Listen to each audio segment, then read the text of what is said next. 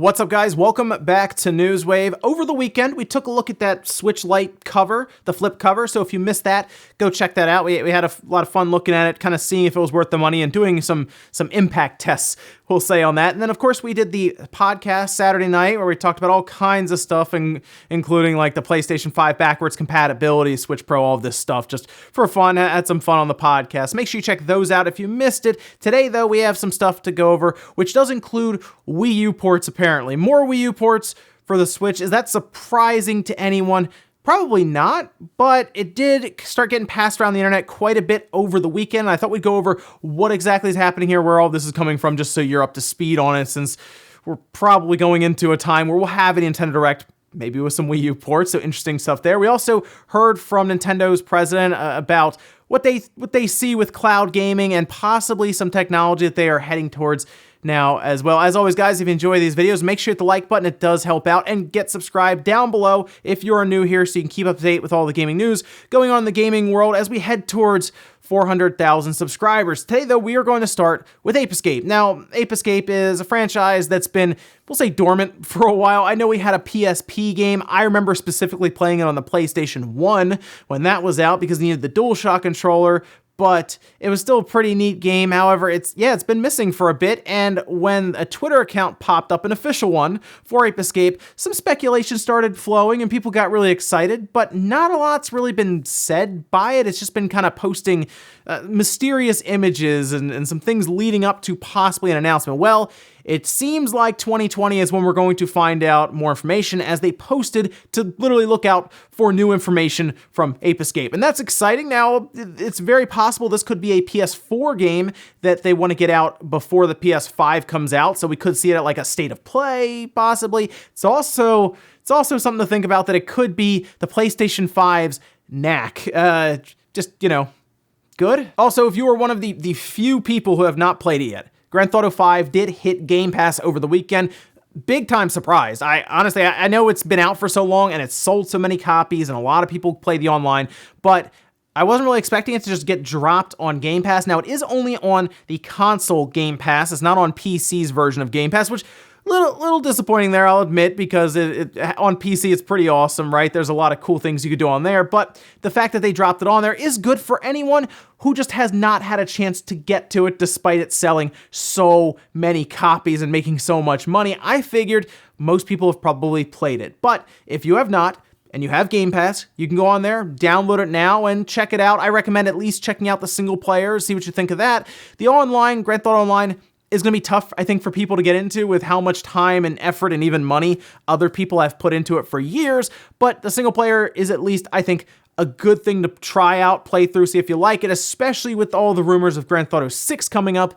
Might be worth doing. Also, we had a little bit of retro news over the weekend as well, with The Legend of Zelda Ocarina of Time from the Nintendo 64 now being decompiled, which we talked about this for Super Mario 64, how that was being decompiled and it was going to allow for some pretty neat things, whether it was just easier to work with for modifications and adding code in and just basically customizing it much further than has been able to do now, working within the limitations of like an emulator and a ROM. The other interesting thing about this is it being decompiled means that it can be ported to Windows, for example, or other systems. It's also a possibility. Now, nothing's really happened that I've seen with Super Mario 64 while it was being decompiled and has been at this point. So I'm not 100% sure if something will happen outright or immediately, but it at least opens the door for more customization, porting to different platforms, and just overall probably a lot of exciting stuff for people who do a lot of ROM hacks in the hacking community, just to have a much easier time with Ocarina of Time, which, yeah, you could probably do some pretty cool stuff with that. And guys, with some of the quick news out of the way, let's get into the bigger stuff. Let's start with CES 2020. Kicks off today, and it's a pretty cool place to see some technology that we'll probably be able to use, like years and years down the line. I mean, sometimes you get some stuff showing up there that we'll be able to use immediately. A lot of times, though, we see some really cool proof of concepts like massive 8K sets or TV sets that are like literally razor thin that you hang on your wall and it's supposed to merge into the wall. We saw a couple of those from, I believe, Samsung and a few others as well, showing off just things we won't be able to afford for a long, long time. But it gives us a glimpse into the future. However, there are two companies today I would keep an eye on. I'm gonna talk to you a little bit about them. One being AMD, and a lot of people are saying keep an eye on AMD because we're expecting new video cards and a bit more about some of the technologies possibly going into the PlayStation 5 and the Xbox Series X. Of course, they are partnered with AMD, Sony, and Microsoft to create the chip and the overall technology and GPU inside of those systems. So we're expecting AMD to bring out some pretty cool stuff here, possibly whatever their answer to NVIDIA's marketed RTX ray tracing is. They'll probably have something with that, and we'll probably see more information just overall about their next generation video cards. Maybe when we can buy them, maybe pricing, but that is one you definitely want to keep an eye on. Now, AMD will have a stream, so it's going to be a press conference they'll have 5 p.m. Eastern time, and there are several places that you can watch it. I'm sure they'll stream it on Twitch and YouTube as usual. And then Sony will take the stage actually 3 hours later, 8 p.m. Eastern time. That will also be live streamed completely by Sony. Now, moving over to Sony, of course, we know what AMD is going to show us. That seems pretty straightforward. New video cards, technology around those video cards, some workstation stuff, some CPU stuff. We get that. But Sony is kind of a wild card right now because we're not 100% sure if the PlayStation 5 will show up in some capacity. Now, they have done CES and mentioned the PS4, but not outright, brought it out on stage or went super in depth. Maybe they mentioned like sales of the system. Like, oh, look, we have a home console that, has 100 million systems sold or something. That's kind of what they've mentioned at times, sell through and stuff. But I don't recall them ever walking out and doing a massive rundown of the entire system spec-wise that's coming up. They usually do that at their own event, and that's kind of what I think they're still going to do in like February or March. But I just want to keep you guys in mind, tonight, there is a possibility that Sony could do something with the PlayStation 5. Maybe Mark Cerny is there to do that. We heard Cory Barlog is going, although I still think he's just going just to go and see everything. You can still do that. But the fact that Sony is going on just after AMD is an interesting thing to also keep in mind. We also hear that Microsoft will be there in some capacity. There's a lot of stuff kind of going on at CES today that you at least want to keep an eye out for. I can't guarantee anything's going to actually happen there for any of these consoles or gamers, but I can pretty much guarantee, and most people can as well, that AMD will show up there with video cards to hopefully answer what NVIDIA has been doing, which is taking over the top end of that market. And then NVIDIA has kind of been putting out there that they're ready. They'll have their 3,000 line video cards ready to go, and apparently those are monsters, so it's going to be an interesting 2020. Here's hoping that Sony has something to say about the PS5, especially with all of the Xbox Series X talk going on out there. It would be kind of interesting to hear something about the PS5 from Sony. Next up, let's talk about Wii U ports on the Switch. We, of course, have had plenty of them, even if they don't really make sense, like New Super Mario Bros. U Deluxe. They still left the U in there. And then we get, Mario Maker 2, and it's like, well, why would I get U Deluxe when I just get Mario Maker 2? Anyway, we've seen Wii U ports, right? That's nothing new at this point. But Nintendo seems to still want to bring over more Wii U ports. Now, that probably has to do with the Wii U just not selling well, right? And there's a million reasons why that is, and people have talked about it at length at this point. But there have been some good games that were just kind of stranded on a system that didn't even crack 15 million units sold. The Vita outsold it, right? So yes, I get why Nintendo looks at that and sees a lot of missed opportunity, especially when you consider that if they didn't port something like Tropical Freeze, that would have been left on the Wii U, and that would have been a shame. It at least needs a chance on the Switch. So to hear about 2 more Wii U ports coming this year isn't necessarily surprising. In fact, the reason is this isn't really in a rumor wave is because even after reaching out and talking to a couple of people myself, it seems like this is going to be a thing. I'll kind of give 2 that I believe that they're going to be in kind of the front runners now, but let's go over where this is all coming from and why the internet started talking about it over the weekend. So online, Emily Rogers actually posted on a forum saying, I can also confirm that Nintendo has at least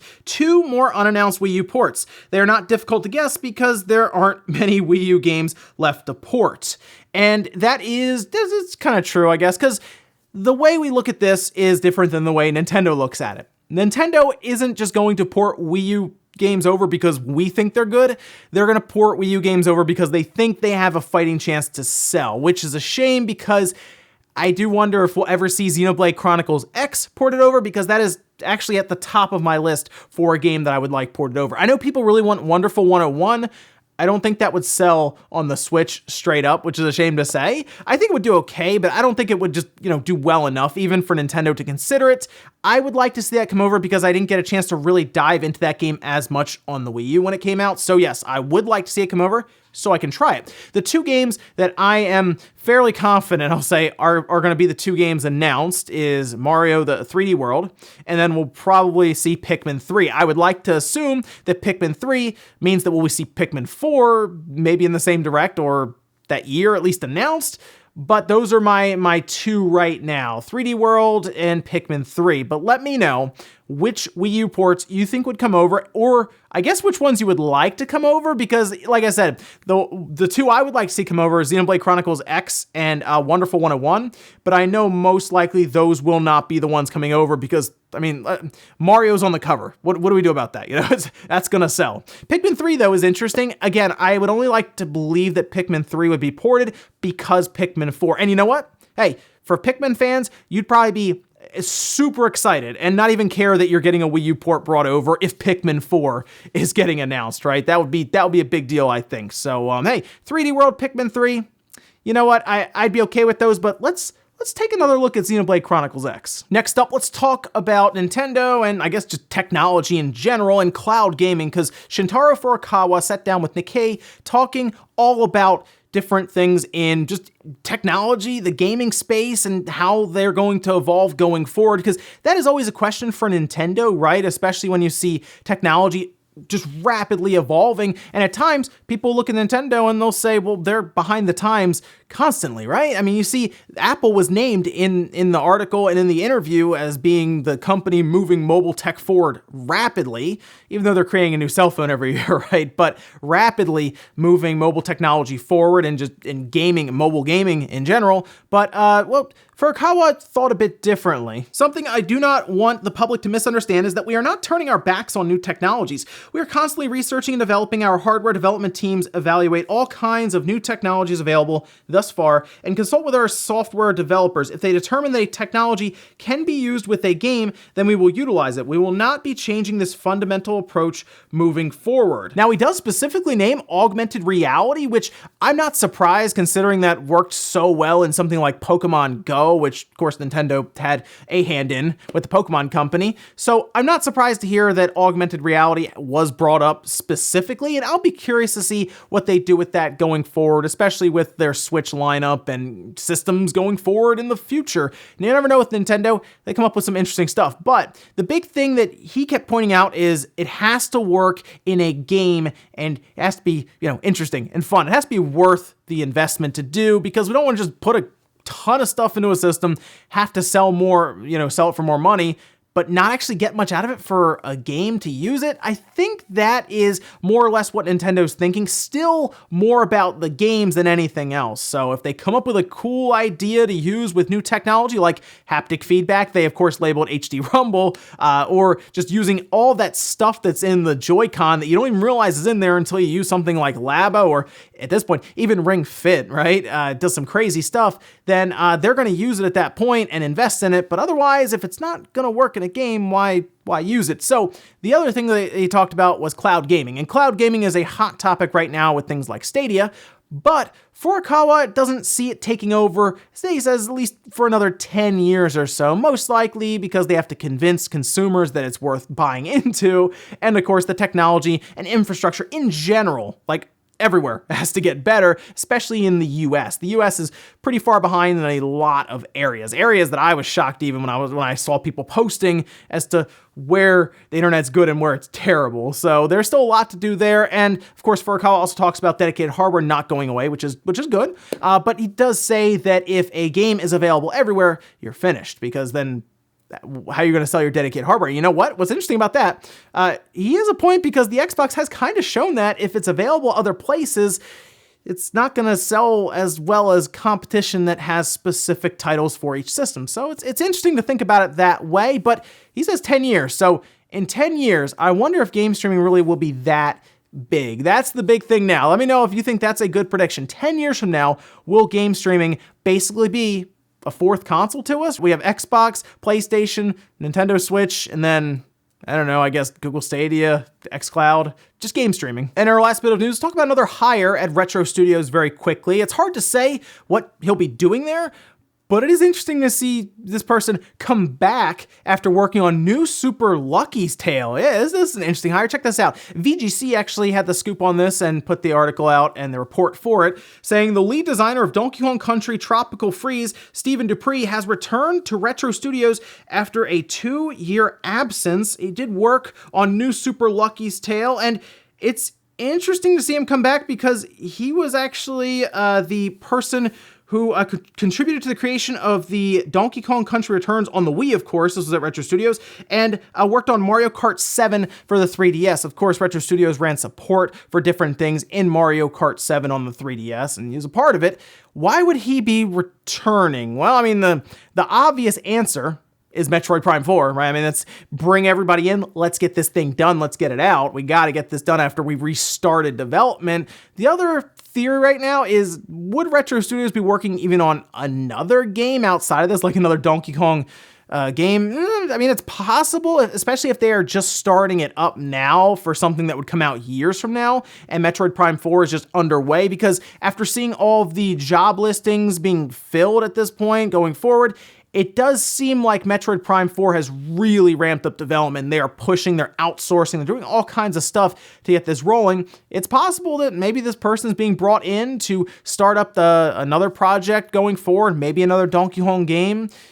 Possible. I mean, I liked all the other ones, so sure. But again, it's also possible he's being brought in to help with support and trying to get Metroid Prime 4 out. I mean, it's kind of like all hands on deck maybe at Retro to get it done. And we'll finish up with the comment of the day as you're seeing here. This one is from Brian saying, can you really spoil a game that was released 20 years ago at this point, Final Fantasy VII Remake? Well, kind of, yes, believe it or not. Final Fantasy VII Remake is interesting because as the demo started getting data mined, we started finding out more information. I mean, some people just posted the entire demo being played, by the way, and they have done a few additions, we'll say, because remember, this is going to be a game that has stretched out one part of Final Fantasy VII and really diving into a lot of the events that maybe we missed or were glossed over or were very summarized, we'll say. They've even added a new character to the game, and we've only heard about one so far. They could add several other characters to fill in different events. New bosses will be in here, and we've even seen them change the story slightly, believe it or not, specifically in the beginning by adding more information and context to what was going on. So yeah, you could actually spoil Final Fantasy VII all over again. Although I even posted a major event in Final Fantasy VII because I figured most people knew about it or had played it. And I guess so many people were, because we cycle through gamers, some people started with the 360 and the PS3 and they never played it. So major events in Final Fantasy VII are actually technically still spoilers, although again, it's been out for so long. I mean, it's available on it's on the Switch. You can download it and play it now if you want. The original one.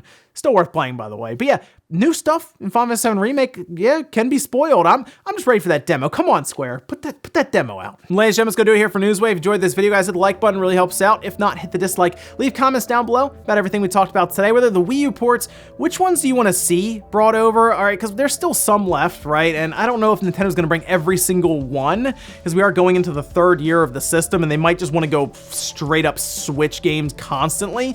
But let me know, like brand new Switch games, not like Wii U ported Switch games, but let me know which ones you would like to see come over and what you think the two could be. Also, what do you think about CES later today? Do you think we're seeing anything about game consoles like the PS5 there, or maybe even something for the Xbox? You never know. Thanks guys for watching, and I'll see you next time.